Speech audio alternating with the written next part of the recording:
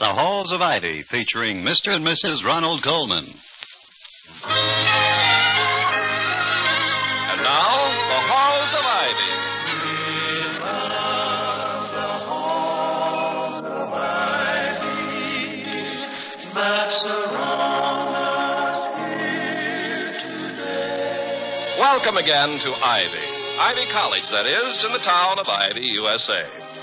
It might reasonably seem that after many years of experience, the opportunities and importunities of a college president's life would have become so standardized and so repetitious that all problems could be settled by rule of thumb. But the trouble with using a rule of thumb is that it's too frequently one knuckle short of adequacy. As Dr. Hall, Ivy's president, says to his wife, the former Victoria Cromwell of the English Theater, Vicky, do you know what my father used to say? But I've heard a great many things your father used to say, darling, although I'm sure you often confuse what he used to say with what you're about to say. In this instance, there's no confusion. He really said it. Said what? He said, the uses of adversity may be sweet, but they are definitely not fattening. Well, that's very good. Uh-huh. Yeah, but from what you tell me of your father, Toddy, Confucius was just an Oriental Milton Berle by comparison. I'd hardly go that far, my darling, although they probably did have one thing in common. Your father and Milton Berle? Oh, no. My father and Confucius. Oh, yeah, well, both philosophers, huh? Well, yes, but I was referring rather to my father's fondness for the Chinese game of mahjong. Mahjong? Confucius? Well, isn't that like saying Napoleon played a hot game of gin rummy? It may be a slight anachronism, but the Chinese have played mahjong for 8 centuries at least.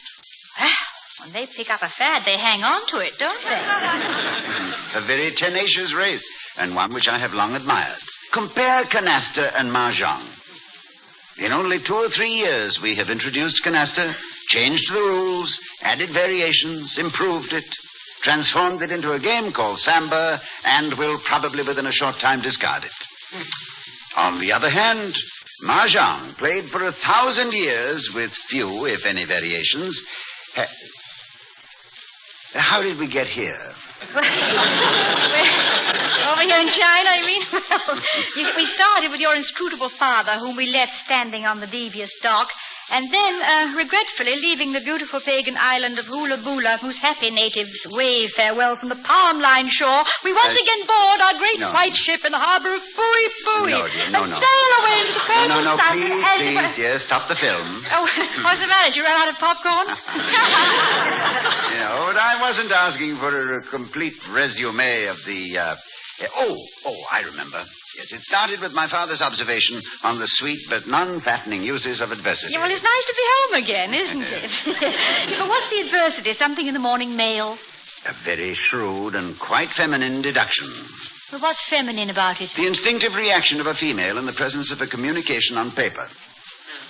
Oh, bad news, undoubtedly. Hold the telegram up to the light. Shake the envelope. Listen to the package. On the other hand, a woman responds to the ring of a telephone with the happy anticipation of great good fortune. You answer it, dear. It's probably bad news. The lengths to which a wife will go to shatter her husband's complacency. Dr. Hall speaking. Who? Oh, yes. I just read your letter. And I'll be glad to talk to you. Oh, yes, please do. Come right over. Goodbye. Now that, I take it, referred to the adversity in the morning mail. Yes. Although adversity is probably too strong a word, except that it poses a problem for Prexy. That was Dr. Franklin Jarvis, Ivy class of 23. Dr. Jarvis? MD? PhD? DDT? No, Vicky. My darling, a DDT is not a degree. Oh. In this case, it is DD. A Doctor of Divinity, which makes the phrase, let us pray, quite a different matter. But Dr. Jarvis has a son here at Ivy. Ben Jarvis. You know him? Well, not well, but I know who he is. Wherever you see a bunch of students around a piano singing or dancing or just listening, the boy at the piano is probably Ben Jarvis. Oh, I see. Is he gifted? Yeah, definitely. Do you remember a clever number in the last Junior Follies? A piano number in which the piano went to complete discord at the end. It was called The Wreck of the Old 88. Oh, yes. Yes, it was very amusing. Yes, although the title had and still has me a bit baffled. Well, in musical circles, dear, well, at least in non-classical circles, a piano is known as an 88. 88 keys, you know. The wreck of the... Oh, yes, I... You see, the clarinet now is called a licorice stick, and the xylophone a wood pile. The drums are known as the skins. The trombone is a slip horn, and fiddle's a scratch box. The bass is a doghouse. Thank you. Thank you, darling. I'm happy to be married to such an informed critic. Yeah, well, nobody deems me a tailor, but I know my way around the pops. The pops? Yeah, popular music. I was afraid you were referring to the more elderly musicians. Now then, what were we saying about Mahjong? Oh, no, darling. We left Mahjong 20 minutes ago. We were up to the Reverend Franklin Jarvis. Oh, yes, the Reverend Jarvis is perturbed. Yeah. He's on his way over for advice and assistance. Well, one doesn't usually think of a clergyman asking for help and advice from a layman. It's like a dentist asking what to do for a toothache. Oh, on the contrary, I suppose a conscientious churchman cannot dismiss his troubles as easily as one who is not so concerned with the human soul. He, most of all, knows that one person's small trouble is like a pebble cast into a pond. The spreading ripples can disturb the water to the farthest shore. Yeah, well, I suppose that's the pebble. I'll swim out and let him in. Let me see now. Things to remember. Xylophone is a doghouse. Piano is an 88. Clarinet is Mrs. Hall? Yes, indeed. Dr. Hall is expecting you. Please come in. Thank you. William, here's Dr. Jarvis. How do you do? Good morning, sir. I have been in this house before, I think, for disciplinary reasons, in 1921 and 22. Well, one doesn't think of a divinity student requiring discipline, Dr. Jarvis. More than anyone. While I'm not an advocate of unsmiling grimness in religion, an undisciplined shepherd is incapable of controlling his flock. Don't you agree, Doctor? I gather you consider your son Ben one of the undisciplined, Doctor. Yes, Doctor, Well, excuse me, I don't like to interrupt, but is there some way you can avoid the yes, doctor, no, doctor exchange? I feel like I was in the middle of a consultation about my appendix.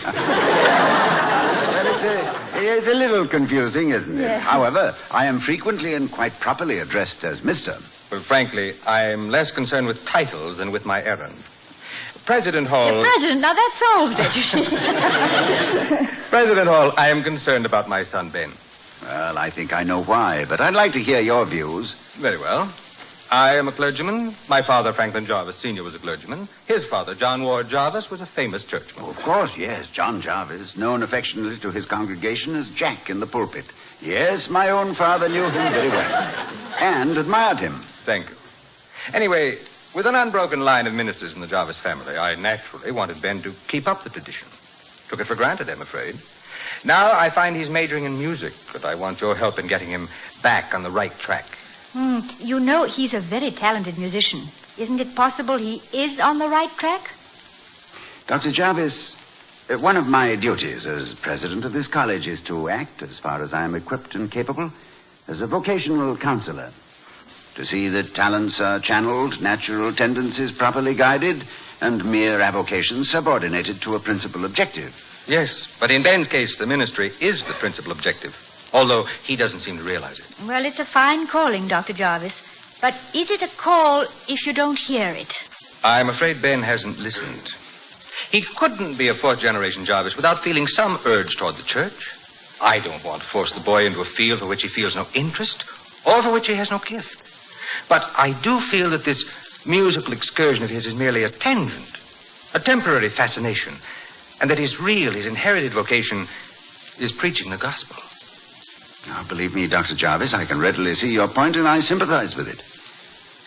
I should like to talk to your son. We're with you present. Anytime you say, sir. If, as you believe, his instinct, unrecognized, is for the ministry, I shall be only too glad to help put him right.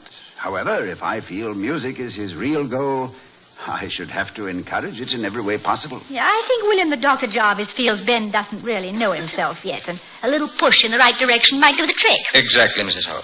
It isn't that I want to exert any unfair pressure on the boy, but in later years I wouldn't want to know that the church had lost a great clergyman for want of help an encouragement. It's quite understandable. And I almost hope that he will see things your way, Dr. Jarvis. These are days of confusion, uncertainty, and cynicism. I think the world would welcome a new voice which could inspire a renaissance of hope and faith. I have prayed for Ben to be that voice. Of course you have, Dr. Jarvis. But if the prayer is not answered your way, it may very well mean that the answer is wiser than the request. Yes, I know. Not being omnipotent ourselves, we must adjust to the power that is. My friend, Dr. George Headley, chaplain of Mills College in California, wrote a prayer which expresses it very well. It goes, "My Father, God, who walkest here with me, I know thy steps are shortened for my sake. This is my prayer, that I may learn to take a longer stride, to keep in pace with thee." Vicky, dear, will you see if you can get Ben Jarvis on the phone?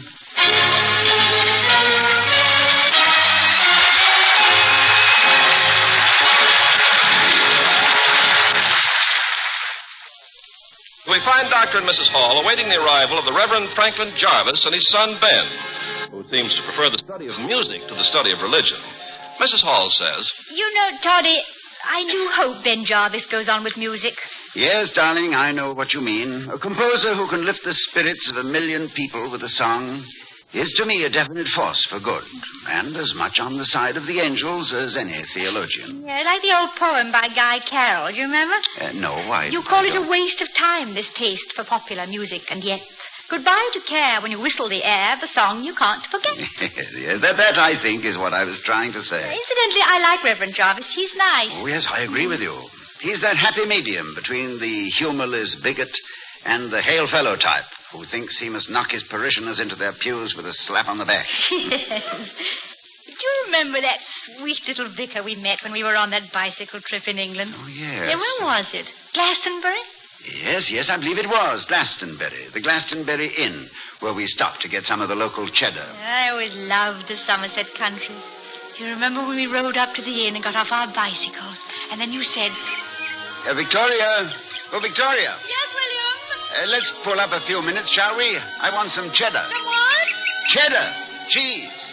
Didn't you say they make it near here?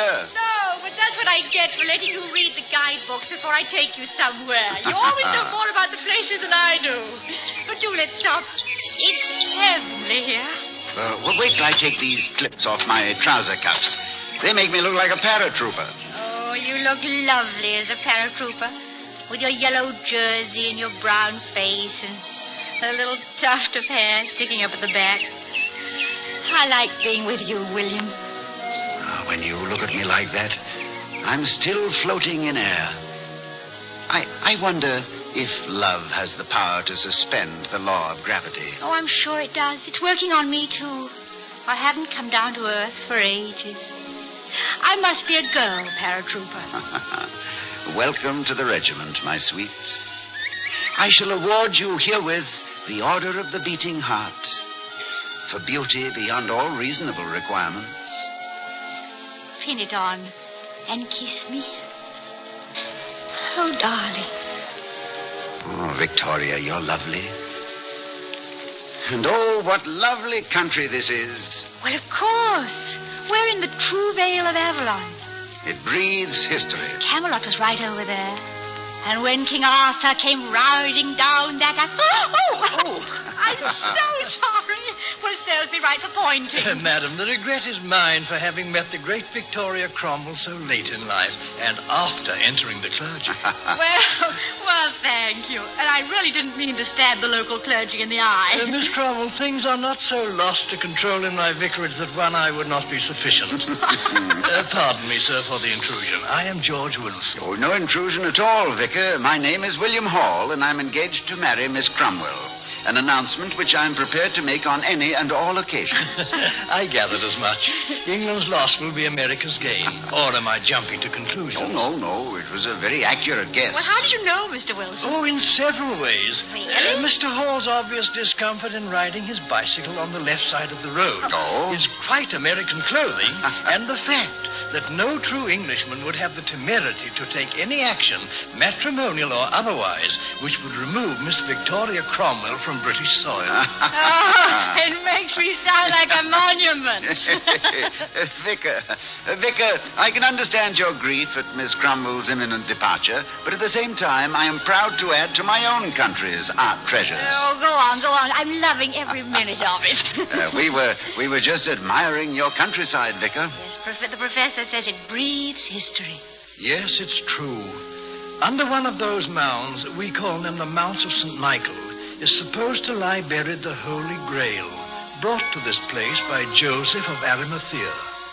This is consecrated ground. It has both a secular and a religious history. Yes, one can feel it.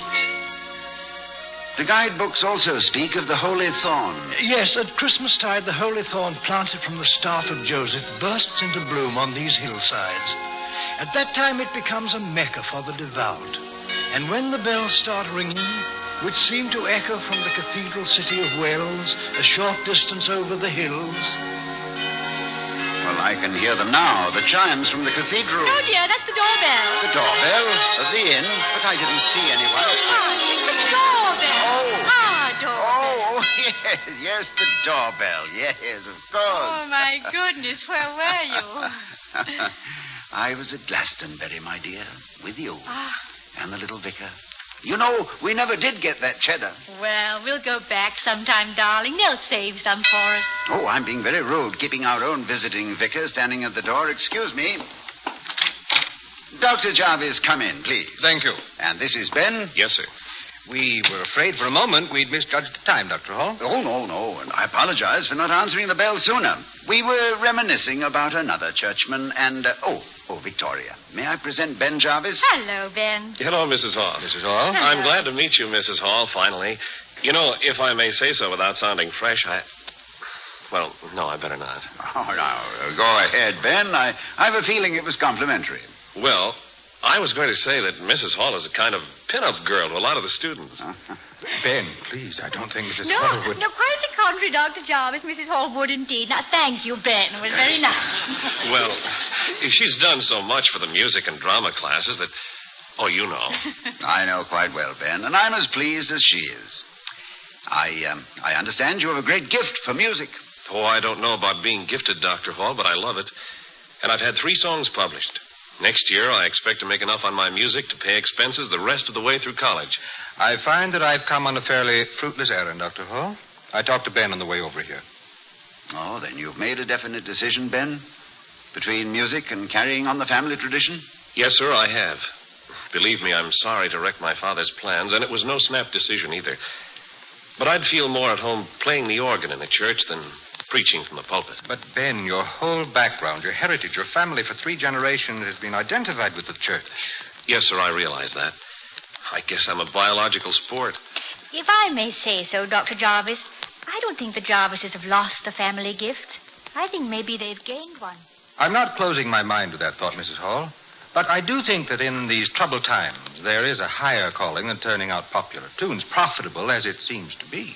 Oh, I doubt if history has written many pages which were not called troubled. And as long as your son has made a firm and definite decision, I cannot but applaud his courage. I'm sure it wasn't an easy choice. Dr. Hall is right, Dad. It was a real struggle. It isn't the money or the success or seeing my name on a lead sheet. It's just that, well, anything I have to say, I can say better with music. Well, if it's good music, Ben, it says something, you can reach a lot of people with it. I think so, too, Mrs. Hall. I really think I can do some good with music. Oh, I'm sure you can. A light air can sometimes lift a heavy heart, which is an organ everyone possesses and for which all great music is composed. I'm afraid I'm outvoted, President Hall. All I can say to Ben now is good luck. And don't forget your grace notes. Thanks, Dad. Mrs. Hall, may I use your piano? Well, of course you may. Why, Ben? Just to show you that I'm not completely frivolous about this. I'd like to play a song I wrote while I was wrestling with my conscience. Well, we'd all like to hear the song, Ben. What's it called? It's called I Just Telephone Upstairs. Here it is. I just telephone upstairs when I'm troubled. Never need to drop a nickel in it all. And the boss is there a-waiting. I'm not exaggerating. He's sitting there a-waiting for my call. I just telephone upstairs when I'm troubled, and it gets a little rugged here below.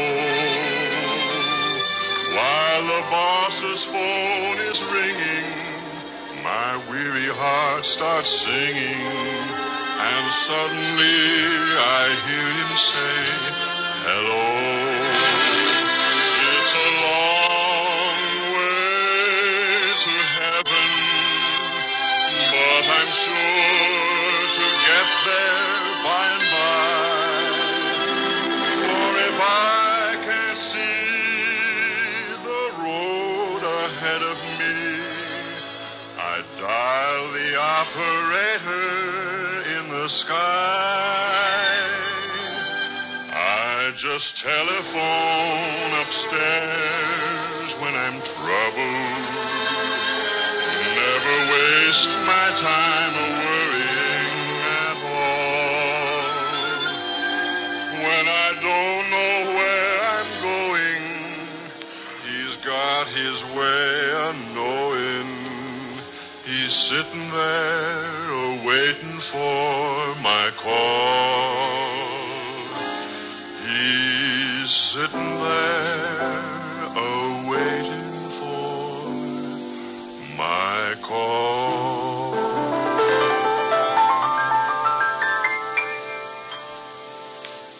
Ben, shake hands with a man who knows a better sermon than he can preach himself. I've never been so glad to be wrong. Maybe you weren't wrong. Maybe I can still preach my own way. Unless my castles in the air are just shacks. Castles in the air are all right, Ben, if you put foundations under them. That's good advice, son. I'll take it.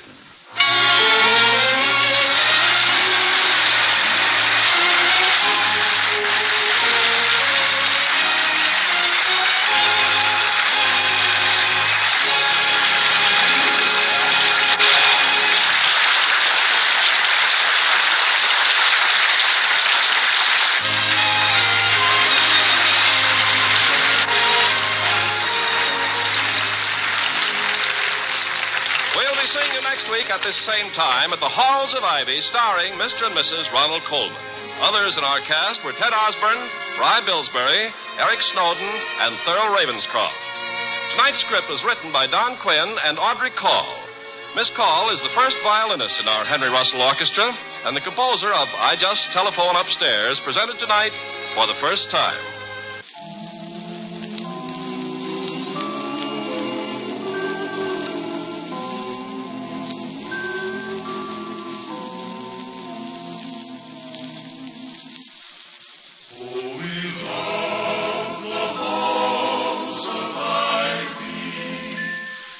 Surround us here today, and we will not forget, though we be far, far away, to the hallowed halls of Ivy. Every voice will bid farewell.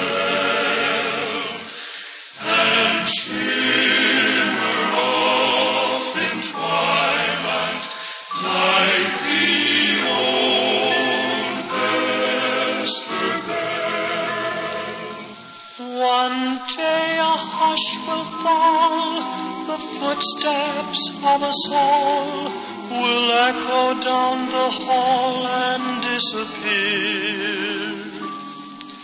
But as we sadly start, our journeys are apart. A part of every heart